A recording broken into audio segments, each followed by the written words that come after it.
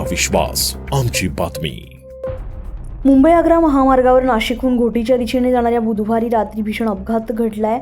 तांदळाच्या कट्ट्यांनी भरलेली पिकअप गवळणी फाटा परिसरात रस्त्याच्या कडेला असलेल्या खड्ड्यामध्ये जाऊन पलटी झाली आहे. सुदैवानं या अपघातात कोणतीही जीवितहानी झाली नाहीये, मात्र वाहनाचं मोठ्या प्रमाणात नुकसान होऊन वाहनधारकाला आर्थिक फटका बसलाय. पिकअप गाडी ही नाशिककडून घोटीच्या दिशेने जात होती. गवळणी फाट्याजवळ सध्या राष्ट्रीय महामार्गाचं काम सुरू आहे, मात्र हे काम अत्यंत संथ गतीने आणि विस्कळीत पद्धतीने सुरू असल्याने रस्त्यावर अनेक ठिकाणी खड्डे, उखडलेले डांबर आणि अरुंद मार्ग अशी धोकादायक परिस्थिती निर्माण झाली आहे. त्यामुळे वाहन चालकांना मोठी कसरत करत जीव धोक्यात घालून प्रवास करावा लागतोय. दरम्यान अपघाताच्या वेळी एका ट्रक चालकानं ओव्हरटेक करताना पिकअप चालकाला डाव्या बाजूला दाबण्याचा प्रयत्न केल्याचं सांगण्यात येत आहे. आधीच रस्ता खड्डेमय असल्यामुळे पिकअप चालकाचं वाहनावरील नियंत्रण सुटलं आणि गाडी थेट रस्त्याच्या कडेला असलेल्या खोल खड्ड्यामध्ये जाऊन पलटी झाली आहे. ही घटना सुमारे रात्री 11 वाजेच्या सुमारास घडली. अपघातानंतर स्थानिक नागरिकांनी तात्काळ घटनास्थळी धाव घेऊन मदत कार्य सुरू केलंय. गाडी खड्ड्यामध्ये अडकून पडल्यामुळे चालकाला बाहेर पडण्यासाठी मोठी कसरत करावी लागली आहे. अखेरीस समोरील काच फोडून त्याने स्वतःची सुटका करून घेतली आहे.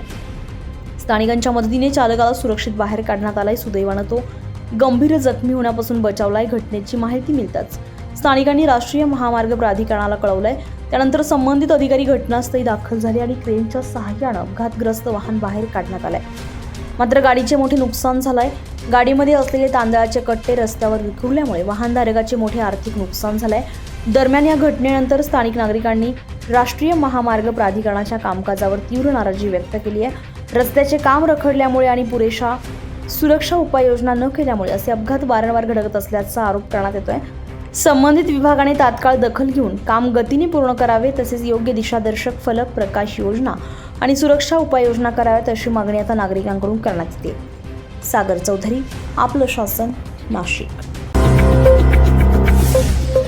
आपलं शासन, तुमचा विश्वास, आमची बातमी.